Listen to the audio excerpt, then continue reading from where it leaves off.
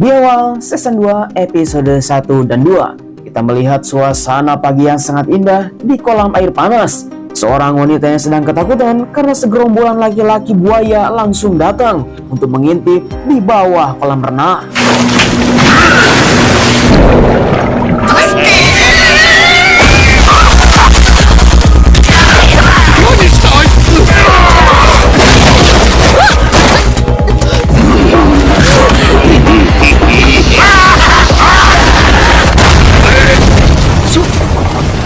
Wanita inilah yang bernama Momo Ayase. Memang nasib yang sangat baik. Dia yang telah dikuntit oleh seorang kucing bernama Nenek Turbo, di mana mereka telah berlibur ke suatu tempat.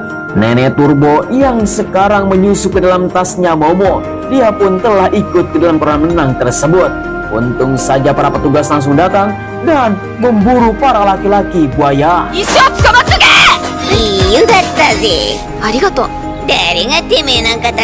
Momo yang datang ke tempat ini, dia mempunyai sebuah tujuan untuk mengetahui sebuah legenda ular besar di kampung. Kemudian di sisi yang lain di dalam kontrakan, kita diperlihatkan dua remaja.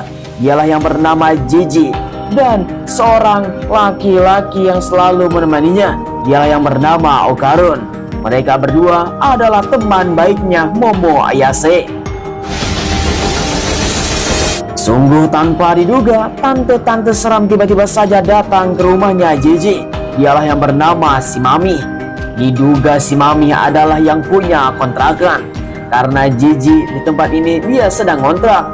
Ibu dan bapaknya yang sudah lama meninggal, dia hidup sebatang kara di tempat ini. Karena Gigi tidak mampu bayar kontrakan, si Mami bersama teman-temannya pun selalu datang ke tempat ini. Bahkan selalu mengancam.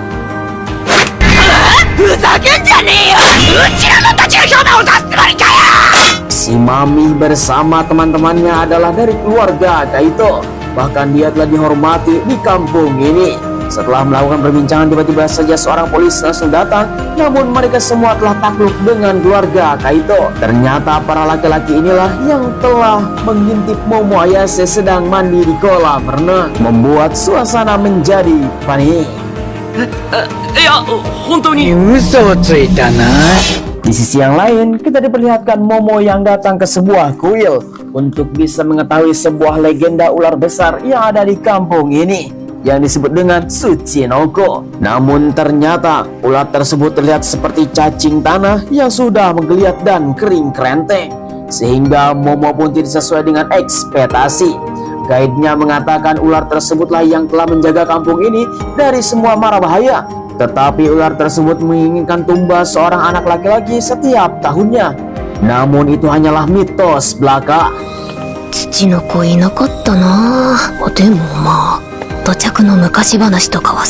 Kemudian Momo Ayase yang tidak mendapatkan apa-apa, dia pun langsung pulang ke rumah.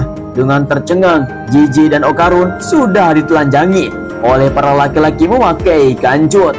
Maka Momo langsung marah.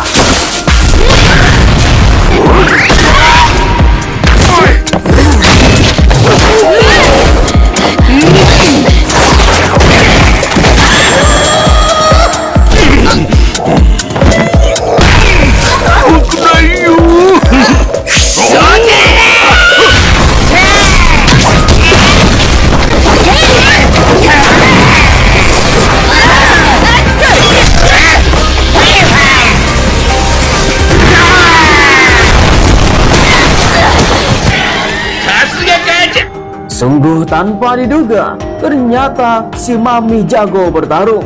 Bahkan dia telah merobohkan sebuah dinding, yang dimana dinding itu adalah terhubung ke dalam sebuah ruangan misterius. Kemudian si Mami langsung mengatakan bahwa Momo Ayase bersama kedua temannya akan dijadikan tumbal untuk persembahan ular besar. Karena ini sudah menjadi sebuah legenda yang sangat mendalam untuk bisa menjaga kampung ini, bahwa ternyata kontrakan adalah sebuah altar untuk bisa menjadikan manipulasi sehingga Momo dan temannya jadikan tumbal.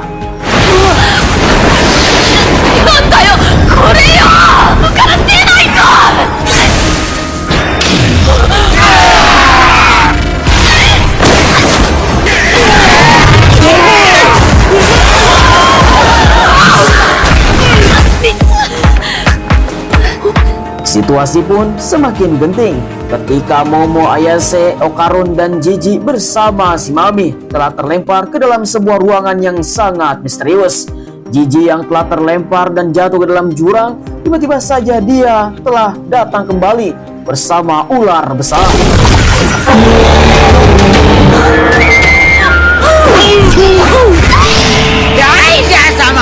Sungguh tanpa diduga, ternyata legenda ular besar itu benar sekali.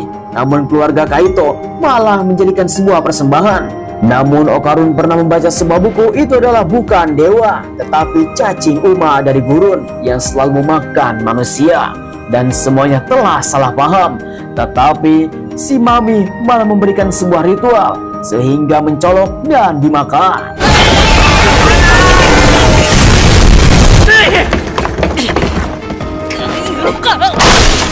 Setelah berlindung di dalam rumah, tiba-tiba saja Momo, Ayase, dan Okarun terlihat kesakitan. Entah apa yang terjadi, dia pun menjadi gila. Okarun yang sekarang sudah berubah menjadi mode setan, dia pun meminta kepada Jiji untuk membunuhnya. Dan dia tidak bisa menahan rasa sakit, ingin melakukan bunuh diri.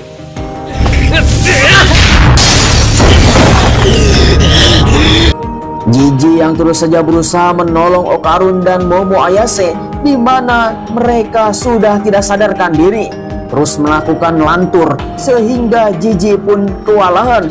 Dia yang tidak bisa melakukan apapun. Kemudian tiba-tiba saja Jiji langsung mengingat tentang masa lalu. Orang tuanya pun mengalami hal seperti itu dan dia telah bunuh diri dan mati digantung di atas lantai 2. Bahkan Momo dan Okarun bersikapnya sama seperti orang tuanya dulu, sehingga Jiji langsung mengikatnya.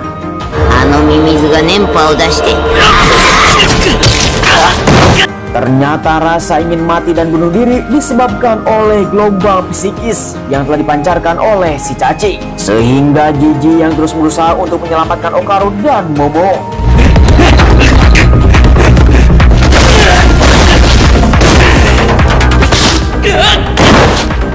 Sayang sekali Jiji yang telah terpental, dia pun langsung berusaha menyelamatkan Okarun dan Momo yang akan loncat di lantai atas. Lalu tiba-tiba entah apa yang terjadi, tiba-tiba saja seekor makhluk datang di hadapannya, membuat Ayase dan Okarun sadar. Dialah yang bernama Evil A, yang diduga mempunyai sebuah kekuatan dari matanya. Nenek Turbo yang sebagai yokai mengatakan jangan sampai menatap matanya. Otare, yatsate! Honki dasu ze. Doko made tondatta?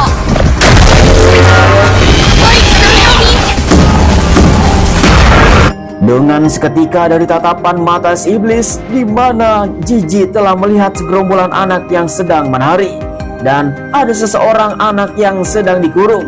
Ternyata anak ini yang sudah lama tinggal di tempat ini, bahkan sampai kurus kerenteng, mendapatkan penyiksaan.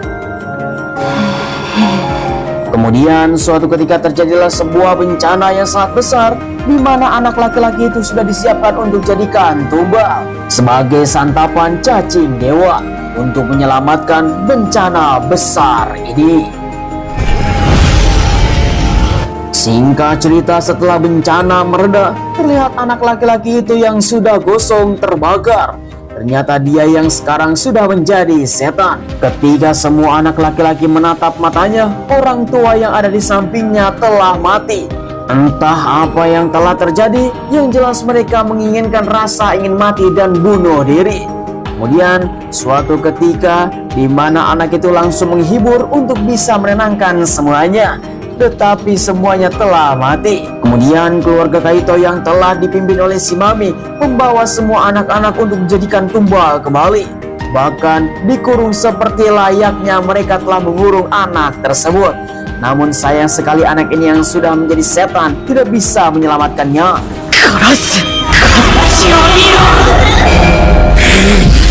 Kemudian kembali kepada dunia nyata, Momo, Ayase yang telah berusaha menyelamatkan Jiji yang sedang dihipnotis. Tetapi Jiji tiba-tiba saja dia berlari ke bawah ruangan yang sangat dalam untuk bisa menyelamatkan seseorang.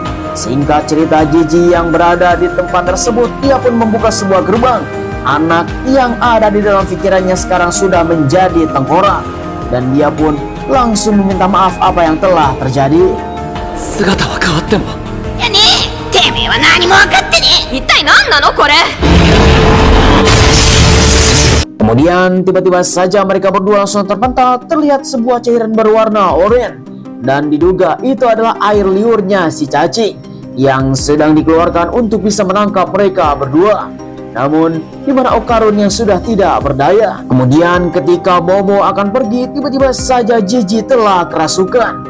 Dan dia telah mendapatkan sebuah pikiran untuk menyelamatkan si bocil dan menghampirinya untuk melakukan obrolan. Dalam obrolan tersebut, Jiji mempersilahkan untuk bisa masuk ke dalam tubuhnya. いくらでも付き合っちゃうよ。だから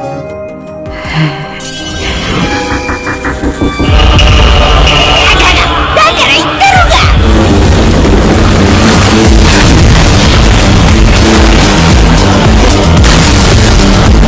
やっと手に入れたでも。やられるぞ。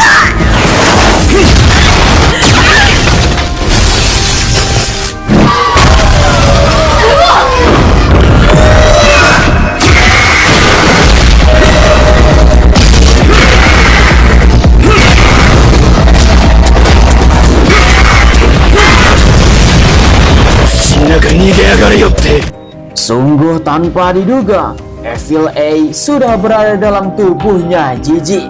Kemudian Nenek Turbo langsung mengatakan bahwa Jiji adalah orang yang tepat untuk bisa dijadikan wadah Evil A, karena dia yang sudah diincar sejak lama, sehingga Momo harus bersiap.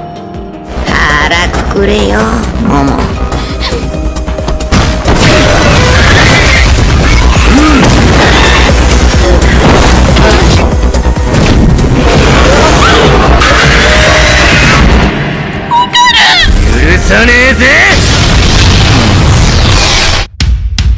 Sayang sekali, season 2 episode 1 dan 2 telah berakhir di sini. Yang jadi pertanyaan adalah, apakah Jiji memang seorang iblis? Atau dia adalah orang yang telah dijadikan wadah yang sekarang sudah dikuasai oleh Evil A? Dan bagaimanakah kabar Momo dan Okarun? Di mana Okarun yang sekarang sudah berubah menjadi mode iblis? Pastinya, di mana Jiji yang sekarang sudah dikuasai oleh Evil A dan Okarun yang sekarang sudah berubah. Mereka berdua akan melakukan pertarungan yang sangat dahsyat.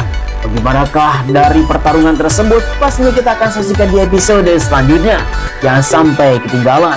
Saya ucapkan terima kasih bagi teman-teman yang sudah nonton dari awal sampai akhir. Jangan lupa like, komen, dan subscribe supaya kalian tidak ketinggalan di episode selanjutnya. Sampai ketemu lagi. Sayonara.